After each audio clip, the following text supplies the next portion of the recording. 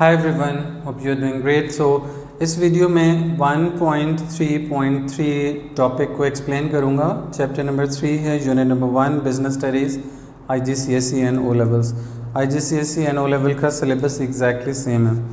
सो दोनों के लिए एक ही वो है। सिलेबस कंटेंट आप सामने रखें, उसका जो पूरा पेज है, और उस पेज पे अगर यूनिट नंबर 1 में 1.3.3 टॉपिक पे चले जाएंगे तो ये टॉपिक जो मैं अभी एक्सप्लेन करने लगा हूँ ये आपको वहाँ पे मिल जाएगा। इस टॉपिक के अंदर सबसे पहले हम ये देखेंगे कि बिज़नेस ग्रो क्यों करना चाहते हैं, बड़ा क्यों होना चाहते हैं, एक्सपेंड क्यों करना चाहते हैं, और फिर एक्सपेंशन के उनको क्या प्रॉब्लम्स हो सकते हैं, फ़ायदे क्या हो सकते हैं, नुकसान क्या हो सकते हैं। वाई में हम उनके फ़ायदे बताएँगे कि क्यों करना चाहते हैं, ज़ाहिर उन बेनिफिट्स के लिए करना चाहते हैं। उसके अलावा हम ये भी देखेंगे कि कुछ बिज़नेस होते हैं वो स्मॉल रह जाते हैं, क्यों स्मॉल रह जाते हैं, उसकी क्या वजह होती है। और हम ये देखेंगे कि हाउ बिजनेसेस बिकम लार्ज, बड़े कैसे होते हैं, और बिज़नेस के फेलियर की क्या कॉजेज़ होती हैं, क्यों फेल हो जाते हैं। बहुत सारे बिज़नेस होते हैं, इनिशिएट होते हैं, लेकिन कुछ अरसे के बाद वो फेलियर को फेस करते हैं। सबसे पहले तो हम देखते हैं कि बिज़नेस लार्ज किस तरह से होते हैं। देखिए, बिज़नेस के लार्ज होने के दो मेन मेथड्स होते हैं, एक है इंटरनल ग्रोथ और दूसरा एक्सटर्नल ग्रोथ। इंटरनल ग्रोथ में क्या होता है कि बिज़नेस ने जो प्रॉफिट्स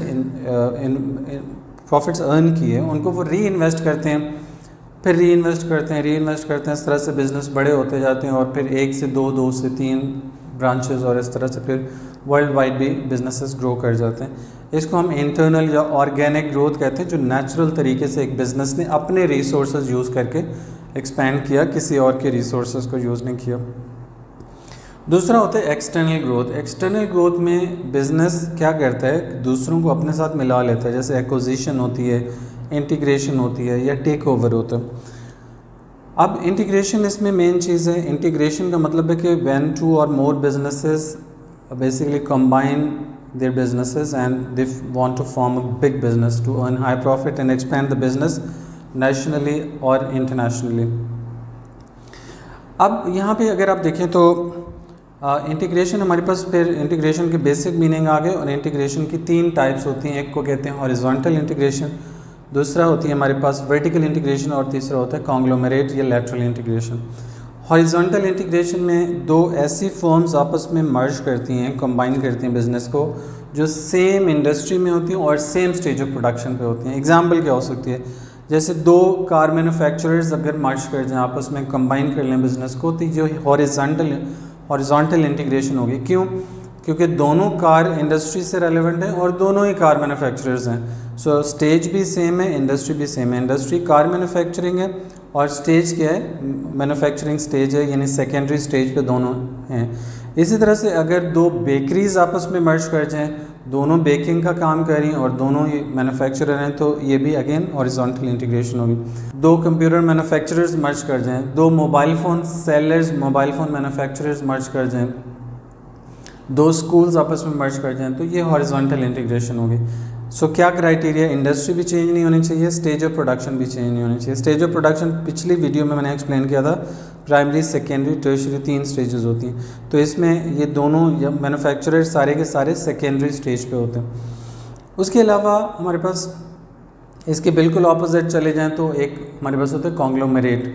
कॉन्ग्लोमरेट के अंदर ये होता है कि 2 ऐसी फर्म्स आपस में मर्ज करती हैं जो टोटली डिफरेंट इंडस्ट्री के अंदर होती हैं और डिफरेंट स्टेज ऑफ प्रोडक्शन पे होती हैं।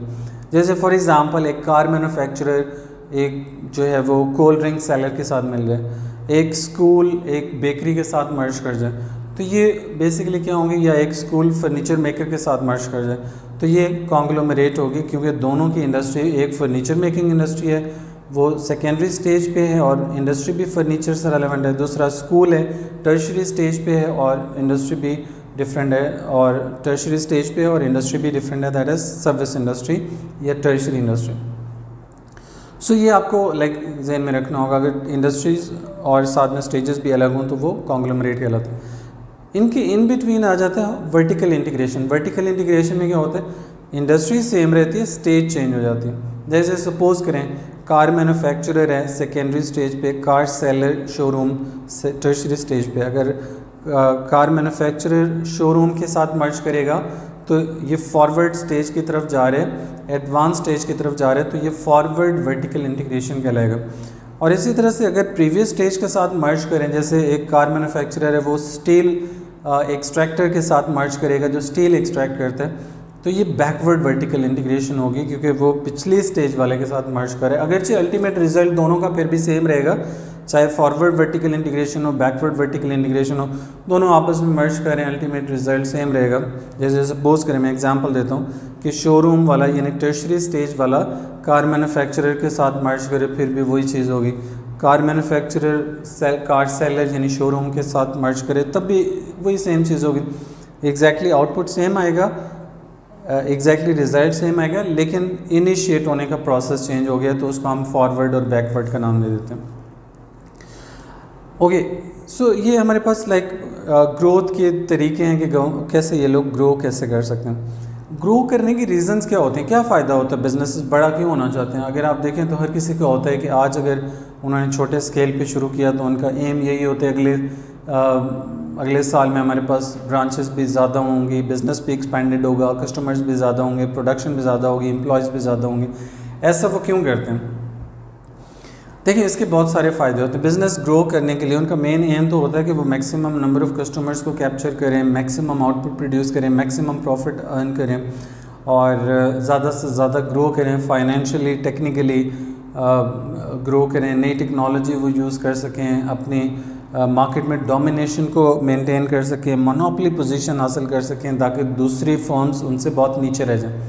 सो ये मल्टीपल चीज़ें होती हैं जिसकी वजह से वो बिज़नेस को ग्रो करना चाहते हैं कि वो ज़्यादा से ज़्यादा बिज़नेस को एक्सपेंड करें और ग्रो करें।